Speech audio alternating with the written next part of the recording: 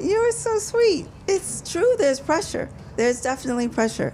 But that's when you go back into, you believe they're going to, in life, we're going to have these down moments. Right. And the drawdowns are painful. The drawdowns I refer to, like when the market crashes. Right. And you've underperformed. You know what gets in the way and what makes you get fired the quickest? It's not when you've underperformed like you would think. Right. Because you have a style.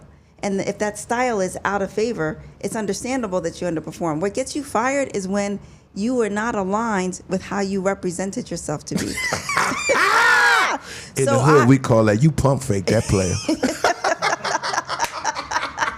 Stop pump faking. You better know what you're doing. You can't pump fake. You cannot pump fake. And that's why I see these incredible parallels between managing money well and managing life well. Right. So in that world where the pressure comes and you've underperformed, it is awful. Ugh. But what we know, both when you're managing money and in life, the other side of that drawdown is a rebound. Like the biggest returns come after the drawdown, if you could see it.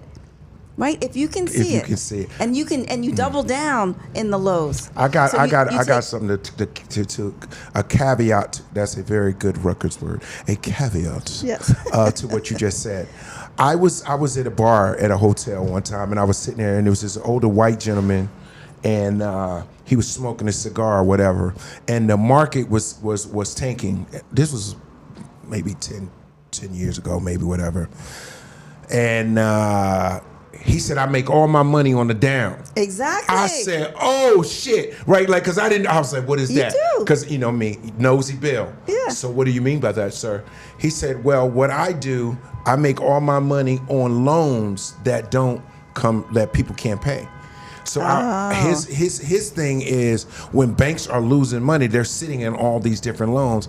I buy them on the dollar for X. Yeah, they buy them on cents of the dollar. Exactly.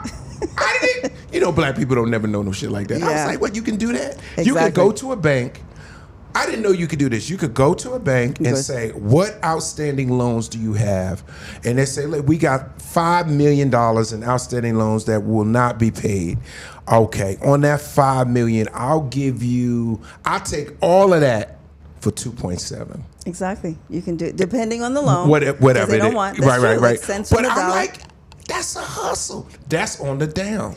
That is on the down. Coming back up. And if you look at all of the returns and you looked at the markets when the markets have tanked, all of them, right? Okay. Typically, it's not that much longer after that you have the biggest returns on the other side. So you got to be right there waiting. Or when the market, you want to invest steadily. But when the market tanks, typically that's when you have the biggest opportunities to buy things for cheap. To buy them cheaper than what they were in the past. Okay. And the same is true in life. You have these disappointments. So how will we know this is a good time to buy X, Y, and Z? So with investing, just like investing in you or investing for you, you want these habits to be steady and repetitive. Okay. So timing the market is tough.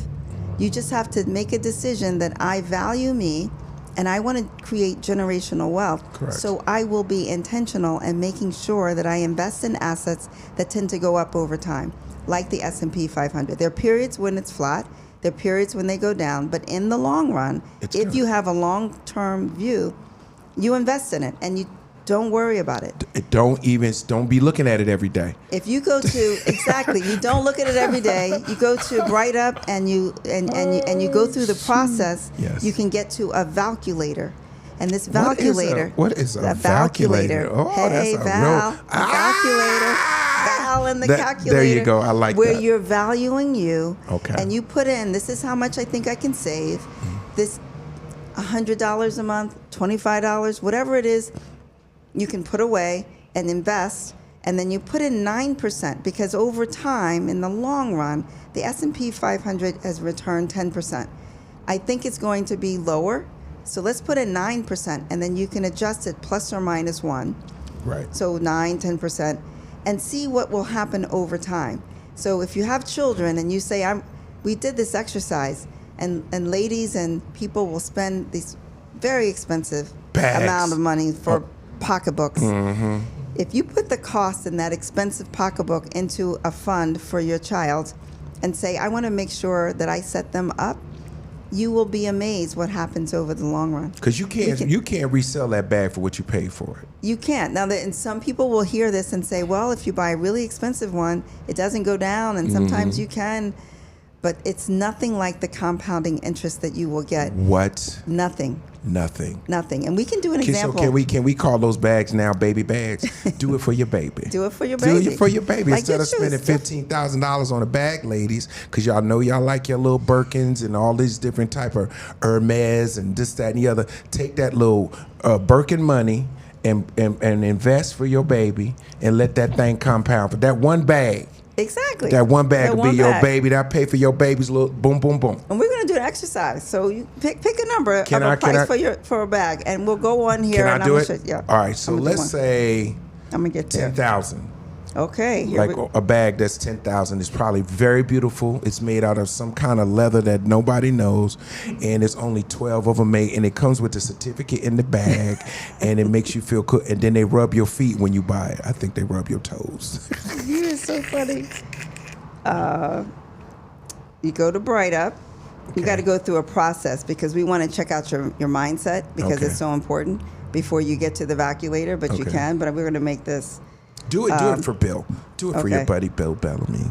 So I'm in the Valculator right now. I want, instead of buying a $10,000 purse for my wife, what should I do instead? Okay, so how old are your children? So we're going to put in an initial investment of 17, $10,000. my daughter is 20.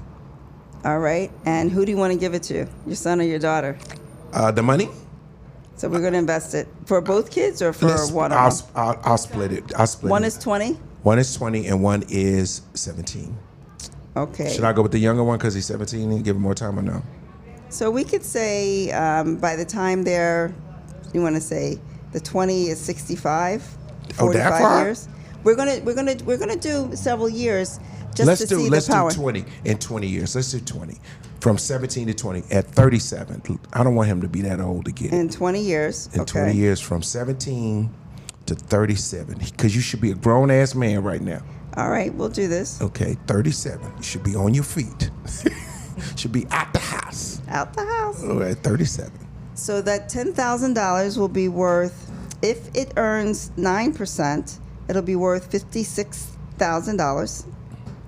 If it's 10%, it would be worth $57,000. Off of one investment of 10 grand. One investment of 10 grand. Now, the important thing is many people who are scared to invest, they'll hold on to it and they'll say this is because fear. They'll hold on to it. Mm-hmm. Inflation lowers the value of that 10,000. So that 10,000 would be worth more like 3,000 at current interest rates. So it's lower. So people think it's risky to invest. Val Mosley is saying it's more risky not to invest. You're right.